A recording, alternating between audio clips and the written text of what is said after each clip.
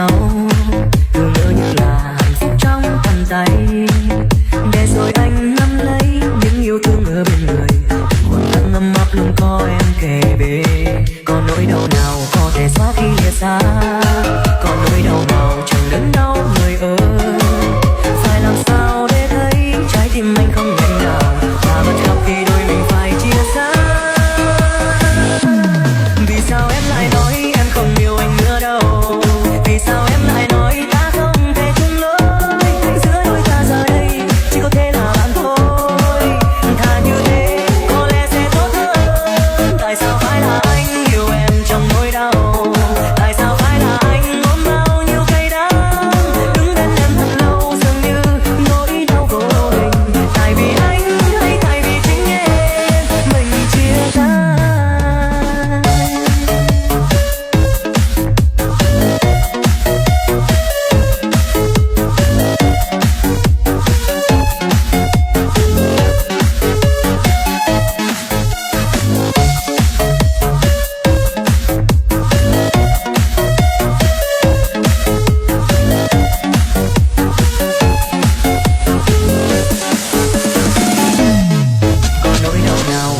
Xóa khi lìa xa, còn nỗi đau nào chẳng đớn đau người ơi.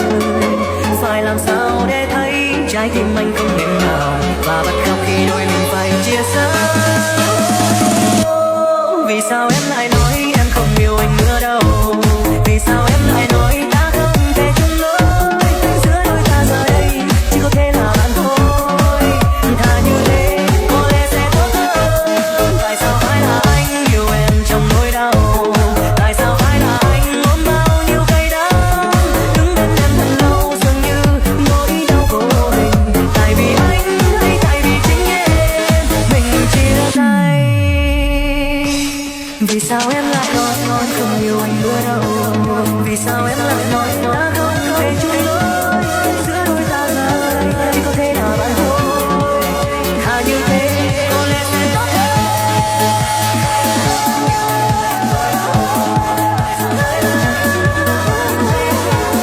Đứng bên em thật lâu dường như nỗi đau vô hình. Tại vì anh hay tại vì chính em mình chia tay.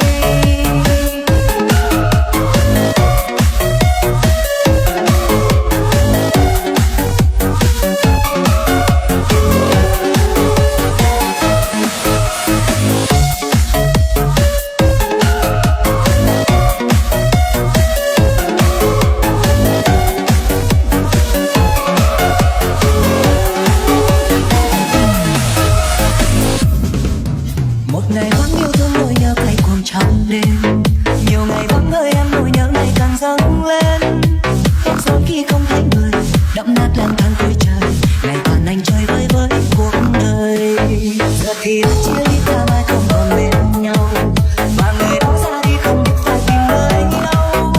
Ấy thế không có nghĩa là dứt khoát ta phải cách xa, một tình chưa thể nào chấm dứt, không thể như thế. Một ngày nào đó với anh không còn hôm nữa đâu, bước qua đôi mình sẽ tan vào trong hố sâu, rồi miền đất thức giấc chỉ là chiếc áo thôi. Hồi mắt chiếc áo ướt màu nhưng tìm em chốn nào, bước trong anh mình trước mắt ta là bóng đêm.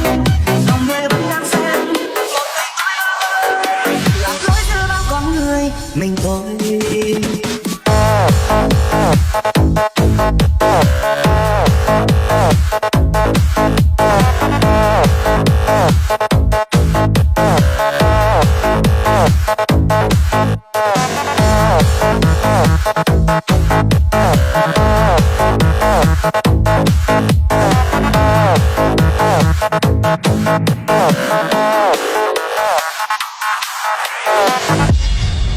Giờ thì đã chia ly ta mai không còn bên nhau, và người đó ra đi không biết phải tìm nơi đâu. Ấy thế không có nghĩa là dứt khoát ta phải cách xa, một tình chưa thể nào chấm dứt, không thể như thế. Một ngày nào đó với anh không còn buồn nữa đâu, bước qua đôi mình sẽ tan vào trong hố sâu, rồi miền đất thức giấc chỉ là chiếc áo thôi. Hồi mắt chiếc áo ướt màu nhưng tìm em chốn nào, bước trong anh mình trước mắt ta là bóng đêm. Lòng người vẫn mình thôi.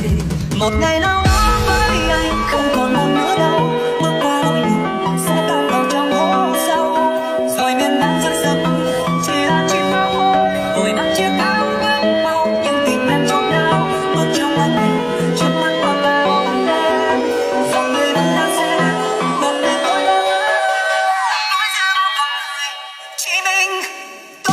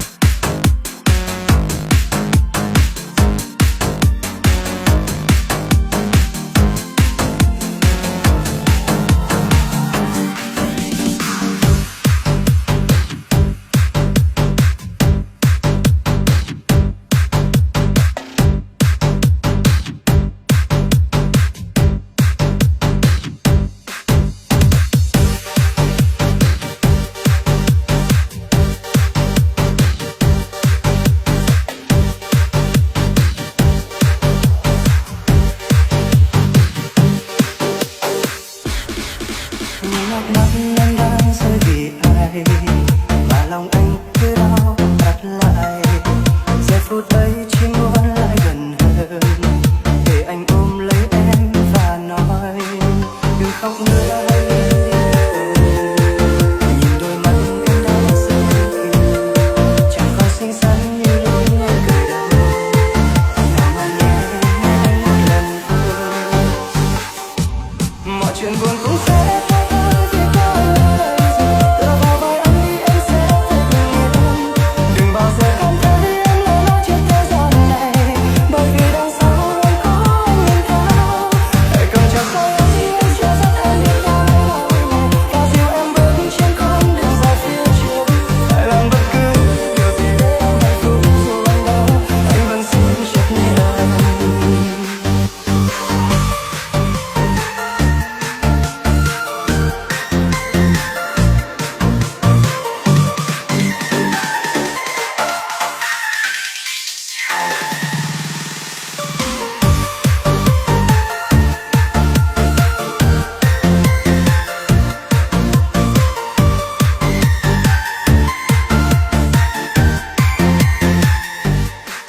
Đừng khóc nữa hãy đi. Nhìn đôi mắt em đã rơi kìm, chẳng còn xinh xắn như lúc em cười đầu. Nào mà nhé anh một lần thôi, mọi chuyện buồn cũng sẽ qua thôi vì có lời rồi. Tựa vào vai anh đi em sẽ thấy bình yên. Đừng bao giờ cảm thấy em lẻ loi trên thế gian này, bởi vì đằng sau luôn có anh nhìn theo. Hãy cầm chặt tay anh đi em chưa dắt em đi qua ngày này, và dìu em bước trên con đường dài phía trước. Hãy làm bất cứ điều gì để em hạnh phúc, dù anh đau anh vẫn xin chấp nhận. Mọi chuyện buồn cũng sẽ qua thôi vì có anh ở đây rồi. Tựa vào vai anh đi em sẽ thấy bình yên. Đừng bao giờ cảm thấy em lẻ loi trên thế gian này, bởi vì đằng sau luôn có anh nhìn theo. Hãy cầm chặt tay anh em sẽ dắt em đi qua ngày này, và dìu em đi trên con đường dài phía trước. Hãy làm bất cứ điều gì để em hạnh phúc, anh đau anh sẽ xin chấp nhận.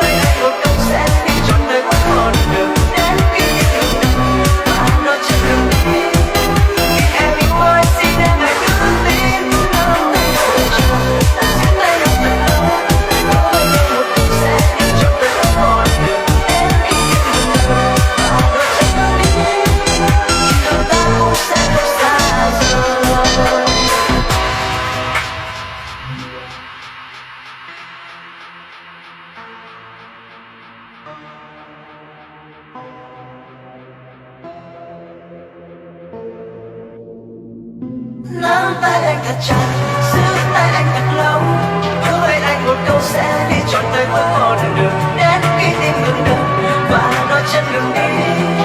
Vì em yêu ơi xin em hãy cứ tin, nắm tay nhau thật chặt, giữ tay nhau thật lâu, hứa với nhau một câu sẽ đi trọn tới cuối con đường đến khi tim ngừng đập và đôi chân ngừng đi.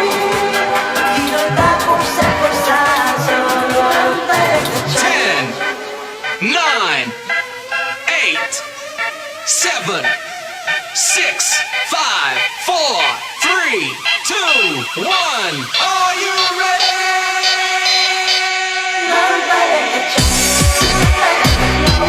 Hứa với anh một câu sẽ đi trọn đời bước con đường đến kỷ niệm lần đầu và đón chân đường đi. Vì em yêu anh xin em hãy cứ tin. Nắm tay anh thật chặt, giữ tay anh thật lâu. Hứa với anh một câu sẽ đi trọn đời bước con đường đến kỷ niệm lần đầu và đón chân đường đi. Khi đôi ta cũng sẽ không xa rời.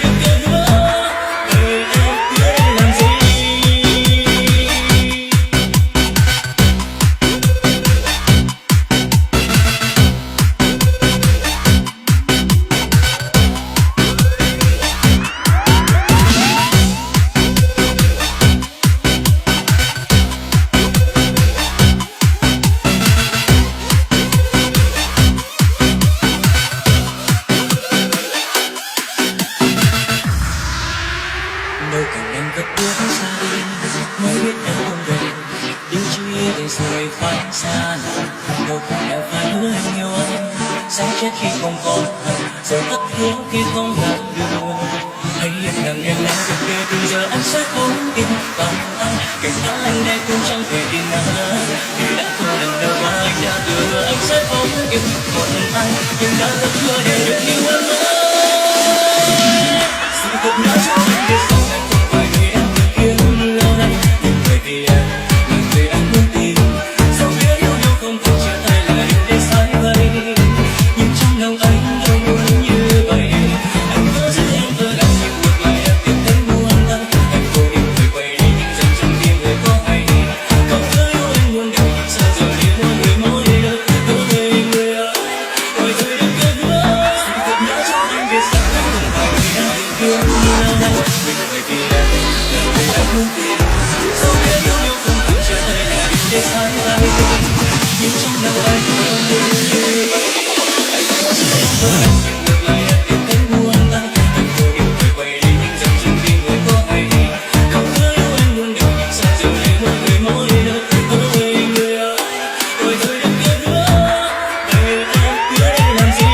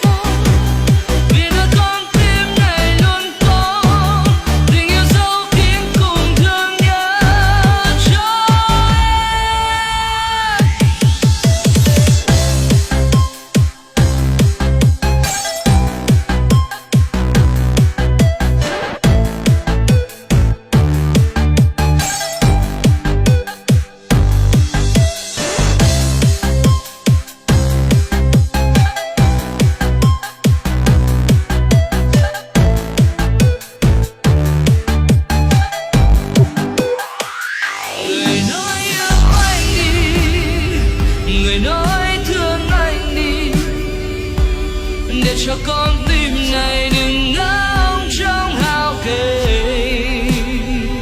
Hãy đến bên anh đi để cho tình trọn vẹn chúng ta, vì nơi con tim này luôn có tình yêu dấu kín cùng thương nhớ cho